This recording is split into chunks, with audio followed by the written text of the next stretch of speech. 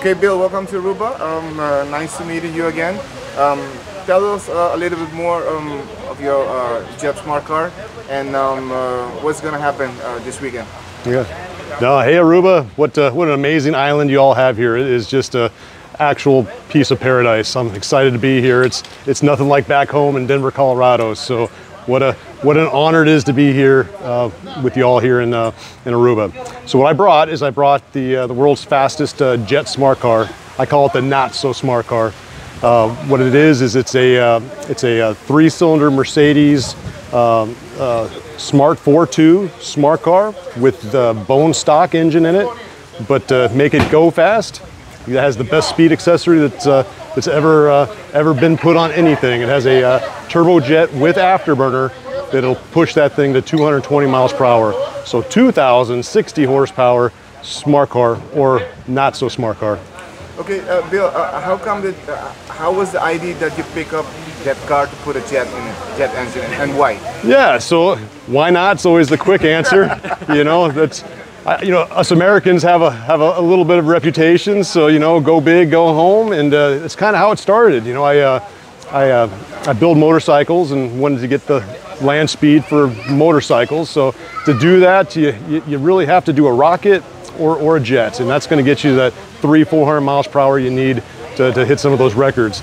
And so, I kind of just ended up going down some rabbit holes, ended up with a jet semi truck, ended up doing air shows, Blue Angels up on top, wall of fire behind you, and fell in love with the sport. And so I've got 8 jets. I got a 42,000 horsepower, 367 mile per hour jet school bus. And then I've got, a bunch of little jets, a couple of jet ATVs and, things like that. But if it's not supposed to go fast, it's kind of awesome to be able to make them go fast. And then, a lot of people kind of laugh at smart cars. I don't know exactly the culture in Aruba towards them, but back home, if you don't have a big car that eats a lot of gas, well, this does the job at 2,060 horsepower. Okay, Bill, another question. How does it feel to sit in that car when the engine is on? And how about your safety? How the safety does when you go inside?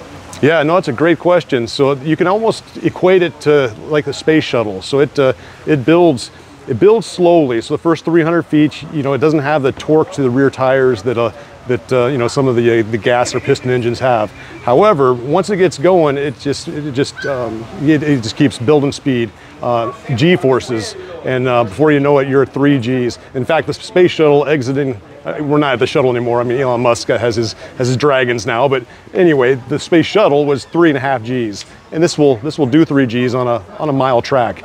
And so you have to wear a suit that keeps you snug so you don't fall asleep, and so you do wear a full fire suit because things can happen. You got a 5-point harness. There's an internal fire suppression system, so if things do go sideways, they're safety first. My number one concern is the crowd.